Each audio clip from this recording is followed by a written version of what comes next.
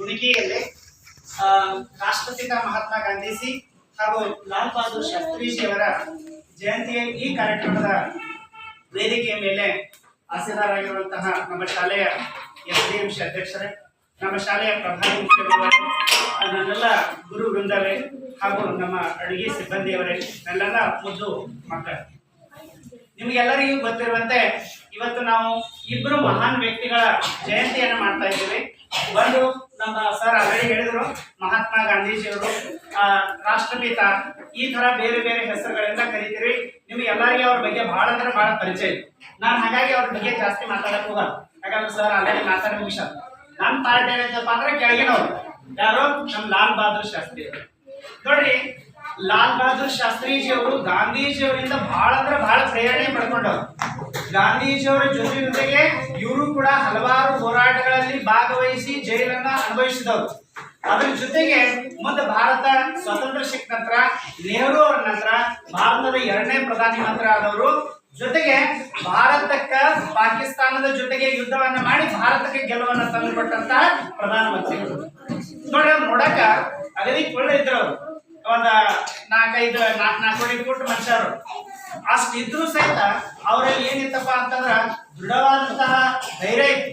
ಎಷ್ಟು ಧೈರ್ಯ ಅಂತ ನೋಡ್ರಿ, ಪಾಕಿಸ್ತಾನ ಜೊತೆಗೆ ಹೋರಾಟ ಮಾಡೋದಂದ್ರ ಅದೇನು ಸಾಮಾನ್ಯ ಕೆಲಸ ಇರಲಿಲ್ಲ. ಯಾಕಂದ್ರೆ ಇಷ್ಟು ನಮ್ಮ ದೇಶ ಅವಾಗ ಬಲಿಷ್ಠ ಆಗಿರಲಿಲ್ಲ. ಅವಾಗ ನಮ್ದು ಏನಿತ್ತಪ್ಪ ಅಂತಂದ್ರ ಆರ್ಥಿಕ ಪರಿಸ್ಥಿತಿ ಬಹಳ ಕಡಿಮೆ ಇತ್ತು.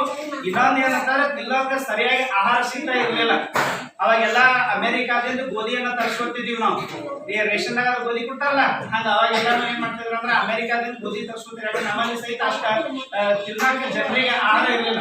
ಅಂತ ಪರಿಸ್ಥಿತಿ ಒಳಗ ಬೇರೆ ದೇಶದ ಜೊತೆಗೆ ಹೋರಾಟ ಮಾಡಿ ಅದು ಗೆಲ್ಲಬೇಕಂದ್ರೆ ಬಹಳ ಕಷ್ಟ. ಮತ್ ಇನ್ನೊಂದ್ ಏನಾಗ್ತದಂದ್ರ 1962 ಚೀನಾ ಜೊತೆಗೆ ಒಂದು ಯುದ್ಧ ಆಗಿರ್ತೈತಿ. ಆ ಯುದ್ಧದಲ್ಲಿ ನಾವು ಆಲ್ರೆಡಿ ಸೋತಿರ್ತೀವಿ. 3 ವರ್ಷನಾಗ 1965 ಏನಾಗ್ತೈತಿ, ಪಾಕಿಸ್ತಾನ ಜೊತೆಗೆ ಯುದ್ಧ ಆಗ್ತೈತಿ. 3ನೇ ವರ್ಷನಾಗ ಮತ್ತೊಂದ್ ಜೊತೆಗೆ ದೇಶದ ಜೊತೆಗೆ ಯುದ್ಧ ಮಾಡೋದಂದ್ರ ಬಹಳ ಕಷ್ಟದಿರ್ತದೆ. ಅಂತ ಪರಿಸ್ಥಿತಿ ಒಳಗೂ ಕೂಡ ಧೈರ್ಯವನ್ನು ಕಳೆದುಕೊಳ್ಳಾರದೆ ಹೋರಾಟವನ್ನ ಮಾಡ್ತಾರ. ನಮ್ಮ ಸೈನಿಕರಿಗೆ ಬಲ ತುಂಬುತ್ತಾರೆ. ಜೈ ಜವಾನ್ ಜೈ ಕಿಸಾನ್ ಅಂತ ಹೇಳಿ ಘೋಷಣೆ ಕೊಡ್ತಾರ. ಆದ್ರೆ ನಮ್ಮ ದೇಶದ ಬದಲಾವಣೆಗೆ ಸೈನಿಕರು ಮತ್ತು ರೈತರು ಬಹಳ ಇಂಪಾರ್ಟೆಂಟ್ ಅಂತ ಹೇಳಿ ಅವ್ರಿಗೆ ಗೊತ್ತಿತ್ತು. ಅದಕ್ಕೆ ಅವರಿಗೆ ಒಂದು ಮರ್ಯಾದೆ ಕೊಡಿಸಲಾಗಿ ಅವರು ಜೈ ಜವಾನ್ ಜೈ ಕಿಸಾನ್ ಅನ್ನುವಂತ ಘೋಷಣೆಯನ್ನ ಕೊಡ್ತಾರೆ. ಆನಂತರ ಆ ಟೈಮ್ದಾಗ ಯುದ್ಧ ಮಾಡೋ ಟೈಮ್ದಾಗ ಪಾಕಿಸ್ತಾನದ ಲಾಹೋರ್ ತನೂ ನಮ್ಮ ಸೈನಿಕರು ಎಲ್ಲಾರು ಹೋಗ್ತಾರೆ. ಆ ಲಾಹೋರ್ ತನ ಹೋದಾಗ ಏನಾಗ್ತೈತಪ್ಪ ಅಂದ್ರೆ ಅಮೆರಿಕಾದವ್ರು ಒತ್ತಡ ಹಾಕ್ತಾರೆ. ನೀವು ನಮ್ಮ ಇದು ಅಮೆರಿಕ ಇದು ಏನೋ ಪಾಕಿಸ್ತಾನ ಜೊತೆಗೆ ಏನು ಹೋರಾಟ ಮಾಡತ್ತೀರಿ, ನೀವು ಅದನ್ನ ಹೊರಗೆ ತಕೊಂಡ್ರ ಅಥವಾ ಹಿಂಗ್ ತಕೊಂಡ್ರೆ ಚಲೋ, ಇಲ್ಲಿಗೆ ನಿಮ್ಗೆ ನಾವು ಕೊಡುವಂತ ಗೋಧಿ ಎಲ್ಲಾ ಬಂದ್ ಮಾಡ್ಬಿಡ್ತೀವಿ ಸೌಲಭ್ಯ ಅಂತ ಹೇಳ್ತಾರೆ. ಅವಾಗ ಶಾಸ್ತ್ರೀಜಿ ಅವರ ದೇಶದ ಜನರನ್ನ ಉದ್ದೇಶಿಸಿ ಹೇಳ್ತಾರೆ, ನೋಡ್ರಿ, ನೀವೆಲ್ಲರೂ ನನ್ನ ಜೊತೆಗೆ ನಿಂದಿರ್ತೀನಿ ಅಂದ್ರ, ವಾರಕ್ಕೆ 1 ದಿವಸ ನೀವು ಉಪವಾಸ ಮಾಡ್ತೀನಿ ಅಂದ್ರ ನಾನು ಈ ಹೋರಾಟವನ್ನ ಚಾಲೂ ಮಾಡ್ತೀನಿ. ಆ ನಂತರ ಅವ್ರದ್ದೇನ ಅಮೆರಿಕಾದವ್ರು ಗೋಧಿ ಕಳಿಸ್ತಾರಲ್ಲ, ಅದ್ರ ಬಗ್ಗೆ ನಾವ್ ಏನ್ ಕಲಿಸ್ಕೊಂಡ ಕೊಡ್ಲಿಕ್ಕೆ ಬಿಡ್ಲಿ ಅಂತ ಹೇಳಿ ಧೈರ್ಯ ಮಾಡ್ತಾರ. ಅವಾಗಿನ ಹಿಡಿದೇ ಸೋಮವಾರ ಒಪ್ಪತ್ತು ಮಾಡೋ ಚಾಲಾಗಿ ಆ ಒಪ್ಪತ್ತು ಮಾಡಿಕಿರೋದು ಏನ್ ಮಾಡ್ತಾರಂದ್ರ ದೇಶದ ಜನರಿಗೆ ಎಲ್ಲರಿಗೆ ಆ ಇದ್ದಂತ ಧಾನ್ಯದೊಳಗನೆ ಹೊಟ್ಟೆ ತುಂಬಿಸುವಂತ ಕೆಲಸವನ್ನ ಮಾಡ್ತಾರೆ.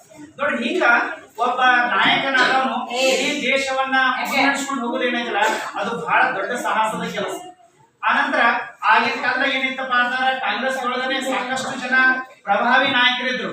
ಅವ್ರನ್ನೆಲ್ಲಾರನ್ನು ಹೊರತುಪಡಿಸಿ ಶಾಸ್ತ್ರೀಜಿ ಅವ್ರಿಗೆ ಏನ್ ಮಾಡ್ತಾರಪ್ಪ ಅಂದ್ರೆ ಪ್ರಧಾನಮಂತ್ರಿ ಮಾಡ್ತಾರೆ. ಅವ್ರು ಮಾಡಿದಂತ ಪೀರಿಯಡ್ ಬಟ್ಟೆ 2-2.5 ವರ್ಷ ಅಷ್ಟೇ ಇದ್ರು ಸಹಿತ ಅವರ ಇತಿಹಾಸದೊಳಗೆ ನೆನಪಿಡುವಂತಹ ಒಂದು ಸಾಧನೆಯನ್ನ ಶಾಸ್ತ್ರೀಜಿ ಅವರು ಮಾಡಿದ್ರು. ಮತ್ತಿನ್ನ ಅದ್ರ ಜೊತೆಗೆ ಇನ್ನೊಂದು ಅವ್ರ ಬಗ್ಗೆ ಹೇಳ್ಬೇಕಂತಂದ್ರ ಅತಿ ಪ್ರಾಮಾಣಿಕವಾದಂತಹ ರಾಜಕಾರಣಿಗಳಲ್ಲಿ ಯಾರಾದ್ರೂ ಇದ್ರ ಮೊಟ್ಟ ಮೊದಲ ಹೆಸರು ಬರೋದೇ ಶಾಸ್ತ್ರೀಜಿ ಅವರು. ಎಷ್ಟು ಪ್ರಾಮಾಣಿಕರ ಇದ್ರು ಅಂತ ಕೇಳಿದ್ರೆ ನಿಮ್ಗೆ ಗಾಬರಿ ಆಗ್ತೈತಿ. ಅವ್ರು ಒಂದ್ಸರಿ ಕೇಂದ್ರದೊಳಗೆ ರೈಲ್ವೆ ಸಚಿವರು ಇದ್ರು. ಆ ರೈಲ್ವೆ ಸಚಿವರು ಇದ್ದಂತ ಸಂದರ್ಭದಾಗ ಒಂದು ಯಾವುದೋ ಒಂದು ಪ್ರದೇಶದಾಗ ರೈಲ್ವೆ ಅಪಘಾತ ಬಹಳ ದೊಡ್ಡ ಪ್ರಮಾಣದಾಗ ಆಗ್ತೈತಿ, ಸಾವಿರಾರು ಜನ ಸಾಯ್ತಾರೆ. ಅವಾಗ ಏನ್ ಮಾಡ್ತಾರಪ್ಪ ಅಂದ್ರ ಅದಕ್ಕೆ ನಾನೇ ಹೊಣೆಗಾರ ಅಂತ ತಿಳ್ಕೊಂಡು ಅವ್ರ ರಾಜೀನಾಮೆ ಕೊಟ್ಬಿಡ್ತಾರೆ. ನೋಡಿ, ಯಾರು ಕೊಡ್ತಾರ, ಹಿಂಗ ನಾವು ರಾಜೀನಾಮೆ ಕೊಡ್ರಿ ಅಂತ ಹೇಳ್ತೀರಂತ ನಾವು ಸತ್ಯಾಗ್ರಹ ಮಾಡಿದ್ರು ಕೊಡೋಗಿಲ್ಲ. ಅಂತ ಟೈಮ್ದಾಗ ಅವ್ರು ಏನಪ್ಪಾ ಅಂದ್ರೆ ತಾವೇ ಅವರು ಪ್ರಧಾನಮಂತ್ರಿ ಅವರು ಕೇಳಿದ್ರೆ ಸಹಿತ ಅವ್ರಿಗೆ ರಾಜೀನಾಮೆ ಕೊಡ್ರಿ ಅಂತ ಹೇಳಿ, ಆದ್ರೂ ಸಹಿತ ಅವರು ಒಂದು ನೈತಿಕ ಜವಾಬ್ದಾರಿಯನ್ನು ಹೊತ್ತು ರಾಜೀನಾಮೆಯನ್ನು ಕೊಡ್ತಾರೆ. ಸೊ ಹಿಂಗ ಬಹಳ ಪ್ರಾಮಾಣಿಕವಾಗಿರುವಂತ ವ್ಯಕ್ತಿ, ಮತ್ತ ಅತಿ ಬಡತನದಲ್ಲಿ ಬೆಳೆದಂತವ್ರು, ಮತ್ ಕೇವಲ 2-2.5 ವರ್ಷದಾಗ ಇದ್ದವರೇ ಅವಾಗನೇ ಅವ್ರ ಅಪ್ಪಾರು ತಿರ್ಕೋತಾರೆ. ಯಾರು, ಶಾಸ್ತ್ರೀಜಿ ಅವ್ರ ಅಪ್ಪಾರು. ಅಷ್ಟೆಲ್ಲಾ ಕಷ್ಟಗಳು ಇದ್ರೂ ಸಹಿತ ಅವ್ರು ಏನ್ ಮಾಡ್ತಾರಪ್ಪ ಅಂತಂದ್ರೆ ಅಷ್ಟೆಲ್ಲಾ ವಿದ್ಯಾಭ್ಯಾಸವನ್ನ ಕಲಿತು ಶಾಸ್ತ್ರೀಜಿ ಅಂತ ಹೇಳಿ ಒಂದು ಬಿರುದದು ಅವರು ಏನ ಅಲ್ಲಿ ಕಾಶಿ ವಿದ್ಯಾಪೀಠದಾಗ ಬಹಳಷ್ಟು ಅಧ್ಯಯನವನ್ನು ಮಾಡಿದ್ರಿಂದ ಅವ್ರಿಗೆ ಶಾಸ್ತ್ರಿ ಅನ್ನುವಂತ ಬಿರುದನ್ನ ಕೊಡ್ತಾರೆ. ಹೆಂಗ್ ಮಹಾತ್ಮ ಅಂತ ಹೇಳಿ ಬಿರುದು ಕೊಡ್ತಾರಲ್ಲ, ರಾಷ್ಟ್ರಪಿತ ಅಂತ ಕೊಟ್ಟಾರಲ್ಲ, ಹಾಗೆ ಶಾಸ್ತ್ರೀಜಿ ಅವರಿಗೆ ಏನ್ ಮಾಡ್ತಾರ ಬಿರುದನ್ನ ಕೊಡ್ತಾರೆ. ಸೊ ಹಿಂಗೆಲ್ಲ ಸಾಧನೆಯನ್ನು ಮಾಡ್ಯಾರ. ನಾವ್ ಏನ್ ಮಾಡ್ಬೇಕಪ್ಪ ಅಂದ್ರೆ ಇದೆಲ್ಲ ನೆನ್ಪಿಟ್ಕೊಳ್ಳೋದು, ಅದ್ರ ಜೊತೆಗೆ ಅವರು ಎರಡು ಒಳ್ಳೆ ಗುಣಗಳನ್ನಾದ್ರೂ ನಾವು ಏನ್ ಮಾಡ್ಬೇಕಂದ್ರ ಅಳವಡಿಸೋದು. ಒಂದು ಪ್ರಾಮಾಣಿಕವಾಗಿರೋದು, ಎರಡು ಶಾಂತರಾಗಿರೋದು. ಇವು ಎರಡಾದ್ರೂ ಅಟ್ಲೀಸ್ಟ್ ಅಳವಡಿಸ್ಕೊಂಡು ಹೋದ್ರ ನಮ್ಮ ಜೀವನ ಸಾಕಷ್ಟು ಬದಲಾವಣೆ ಆಗ್ತದೆ. ಓಕೆ, ಎಲ್ಲರಿಗೂ ಧನ್ಯವಾದ.